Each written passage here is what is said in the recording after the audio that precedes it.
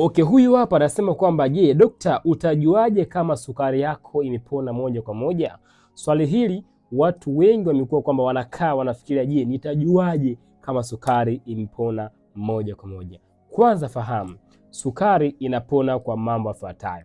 Kwanza, kwa kugeuza mtindo wako wa maisha, pia kwa kuzingatia diet yako. Lakini endapo kama sukari yako kwamba itakuwa imeondokana moja kwa moja, kwanza inabidi uwe unapima kila siku, yani ukiamka, labda baada ya kula, pia na kabla ya kula.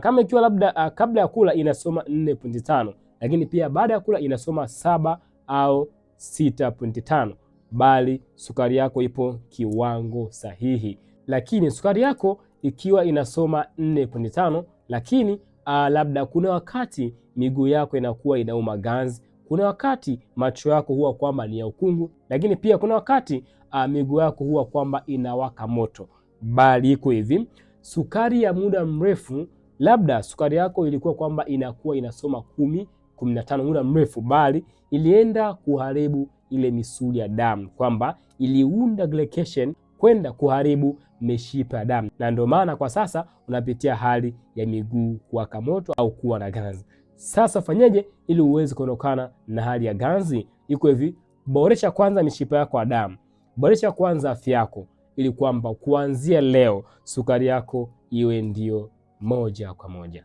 Endapo sukari yako ni ya muda mrefu zaidi, usikie kimya, bali chukua namba, nipigie simu kwa ajili ya mwongozo na ushauri kuhusu afya yako. Kumbuka, afya ya mwili wako ni jukumu lako.